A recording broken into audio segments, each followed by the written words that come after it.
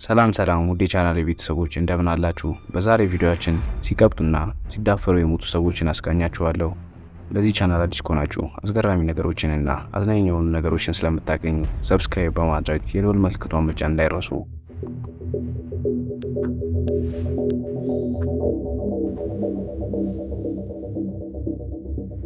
አብዛኛውን ጊዜ እንደምታውቁት ከሆነ የጥይት መከላከያ ልብሶችን እውነትም ጥይት ይከላከላል ወይስ አይከላከልም የሚለውን ለማወቅ ጥይት በመተኮስ የመከላከል መጠኑን ያያሉ።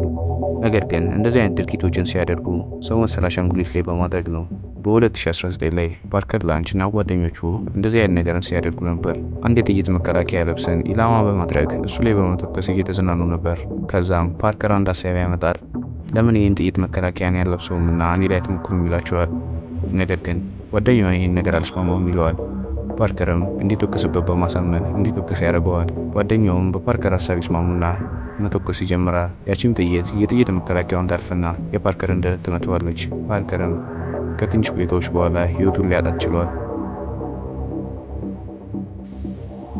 አሁን የማሳያችሁ ሰውዬ ራሽያ ውስጥ ከሚገኙ እውቅ ሰዎች መካከል አንዱ ነው። ስሙ አሌክሳንደር ባክድኖቭ ይባላል። ይህም ሰውዬ ታዋቂ የፖለቲካ ሰው ነበር። ነገር ግን በ1917 ላይ ራሽያ ላይ በተከሰተው ሪቮሉሽን ምክንያት የሱ ፓርቲ በተቀናቃኝ ፓርቲ በሆነ ይሸነፋል። የዛኔም ነው አሌክሳንደር ከፖለቲካው ዓለም የወጣው።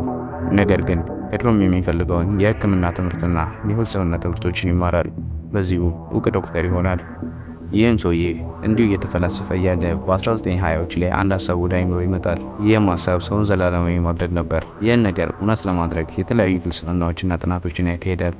ከዛም በኋላ ይህን ነገር ለማድረግ የሚጠቅመው ነገር የተለያዩ ደሞችን መቀያየር ነው ሲል ደምድሞ ያስቀምጣል። ከዛም በኋላ ከተማሪዎቹና በጎ ፈቃደኛ ከሆኑ ሰዎች ደሞችን እየወሰደ በአካሉ መቀያየር ይጀምራል። እንዲህ ማድረግ ከጀመረ በኋላ አካሉ ላይ የተለያየ ለውጦችን ያያል። ከነሱም መካከል የፀጉሩ መግባት እንዳቆመና የአይኑ እይታ እንደጨመረ ይናገራል።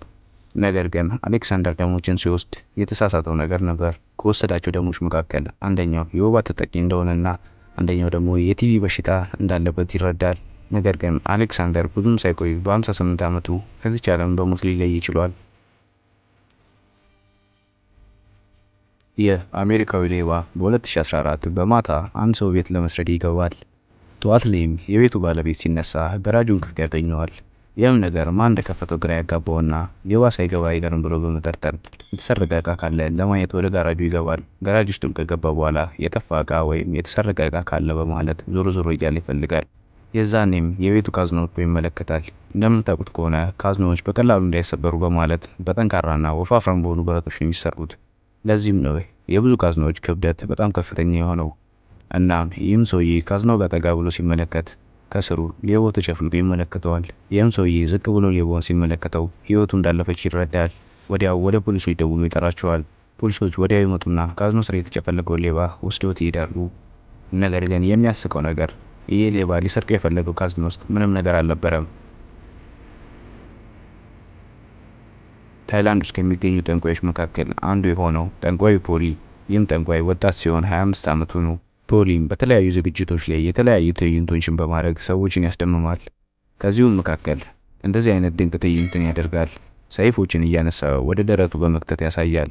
የዛኔም እነዚህ ሰይፎች ደረቱ ጋር ሲደርስ እየተሰበሩ ይወድቃሉ።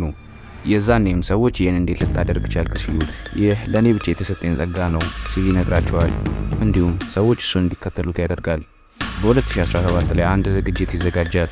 እዛም ዝግጅት ላይ ጠንቋዩ ፖሊ ይሄድና ይህን ትዕይንት ለማሳየት ይሞክራል። የዛኔም ሰይፍ በማንሳት ወደ ደረቱ ይከተዋል። ነገር ግን እንደ ድሮ ሰይፉ ሳይሰበር ቀጥታ ልቡን ሄዶ ይወጋዋል። የዛኔም ፖሊ ይወድቃል። አንጎላፍ ይጠራና በፍጥነት ይመጣና ይዞት ይሄዳል። ነገር ግን ፖሊ ወዲያው ህይወቱ ሊያልፍ ችሏል። በ2010 ሳምባላት የሚባል ልጅ የሃይስኩል ተማሪ ሲሆን በጣም ደፋርና የተለያዩ ነገሮችን ማድረግ ያስደስተዋል። ይህም ልጅ ከጓደኞቹ ጋር ወደ ጓደኛው ቤት በመሄድ ወይንን እየጠጡ ይዝናናሉ። ከዛም በኋላ ወደ ጓሮ አካባቢ ሄደው ሲዝናኑ አንድ ቀንድ አውጣ ይመለከታሉ። ከነሱ ውስጥም አንዱ ይነሳና ለምን ይህን ቻሌንጅ አንሞክርም ሲላቸው ይነግራቸዋል። ወንድ የሆነ ይህን ቀንድ አውጣ በመብላት ጀግንነቱን ያሳይላቸዋል። ነገር ግን ሌሎቹ ይህን ነገር እንደ ቀልድ በማየት ትተውት ይሄዳሉ። በዚህ ነገር የተሳበው ሳም የተለያዩ ነገሮችን ማድረግ ስለሚያስደስተው ይህን ነገር ያደርጓለሁ ሲል ለጓደኞቹ ይነግራቸዋል። ጓደኞቹም ችለህ ነገር አታደርገውም፣ ካደረግከው ጀግና ነህ እናደንቃለን ሲሉ ይነግሩታል። ሳምም እንደዚህ አይነት ነገር ማድረግ ስለሚያስደስተው ቀንድ አውጣውን ያነሳና አፉን በመክተት ይውጠዋል። የዛኔም ጓደኞቹ ሳምን ያደንቁታል። በዛም ምሽት ሳም እንደ ጀግና እየታየ ሲያደንቁት ያመሻሉ። ከዛ በኋላ ሁሉም ይለያዩና ወደ ቤታቸው ሄዱና ይተኛሉ። ሳምም በቤቱ ከተኛ በኋላ ጠዋት ሲነሳ እግሩን ያመዋል። ሳምም ማታ ከነሱ ጋር ስላመሸ ሲጨፍሩ ስለነበር የእሱ ድጋፍ ነው ሲል ቀለል አድርጎ ያልፈዋል። በቀጣይ ቀን ተኝቶ ሲነሳ ከባለፈው ይልቅ በጣም እግሩን ያመዋል። ይህን ነገር ለእናቱ ሲነግራት እናቱም ትደነግጥና አባቱ ላይ ያለው የእግር በሽታ በዘር ተላልፎበት እንዳይሆን ብላ ትፈራለች። ነገር ግን ሳም ቀንድ አውጣ እንደበላና የእሱ ነገር እንዳይሆን ብሎ ይነግራታል። እናትየውም በቀንድ አውጣማ እንደዚህ አትሆንም ስትል ወደ ሆስፒታል ትወስደዋለች። ዶክተሩን ሳምን ከመረመረው በኋላ ይህ ነገር ከአባቱ የተስተላለፈ አይደለም ሲል ይነግራታል። እናትየውም አባቱ ላይ ያለው የእግር በሽታ ወደ ሳም ባለማለፉ በጣም ተደስታለች። ነገር ግን ሳምን የያዘው የእግር በሽታ ምን ይሁን ብላ ዶክተርን ትጠይቀዋለች። ሳምም ለዶክተሩ ቀንድ አውጣ እንደበላና ስለ ታሪኩ አንዳንድ ነገር ያጫውተዋል። ዶክተሩም ቀንድ አውጣ በልቶ እግሩን የታመመ ወደሱ ስላልመጣ ይህ ክስተት አዲስ የሆነበትና ግራ ይጋባል። ከዛም ከሳም ሳምፕል ይወስድና መመርመርን ይጀምራል። ይህን ነገር ሲመረምረው በመጨረሻም ይህ በሽታ ላትላንጓር የሚባል በሽታ እንደሆነ ይነግረዋል። ይህም በሽታ አብዛኛውን ጊዜ አይጦችን የሚያጠቃ ሲሆን በዚህ በሽታ ተጠቂ የሆኑ አይጦች ሲጸዳዱ ቀንድ አውጣዎች ከበሉት ቀንድ አውጦቹ እንደሚታመሙ ይነግረዋል።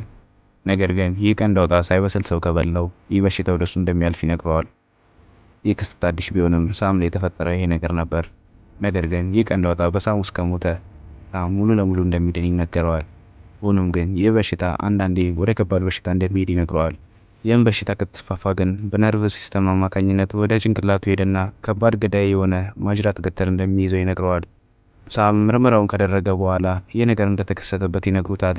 ከዛም በኋላ ሳም ምርመራውን ከጨረሰ በኋላ ራሱን ይስታል። ለብዙ ቀናቶችም ኮማ ውስጥ ይቆያል። ሳምም ከኮማ ሲነቃ አካሉ ፓራላይዝድ ሆኖ እና መናገርም አቅቶት ነበር። ነገር ግን ሳም በዚህ ምክንያት የተነሳ ህይወቱን ሊያጣ ችሏል። በዛሬ ቪዲዮ ይዤላችሁ የቀረብኩት ይህንን ነበር። ይህ ቪዲዮ ከተመቻችሁ ላይክ በማድረግና ደፋርና የሚንቀለቀል ጓደኛ ካላችሁ ይህን ቪዲዮ ሼር አድርጉለት። እንዲሁም ሀሳብ አስተያየታችሁን ኮመንት ላይ አስቀምጡልኝ። እንደ ዛሬው አይነት አስገራሚና አዝናኝ ቪዲዮ እንዲደርሷችሁ ሰብስክራይብ በማድረግ የደወል ምልክቷን መጫን እንዳትረሱ። በቀጣይ ቪዲዮ እስከምንገናኝ ሰላም ቆዩ።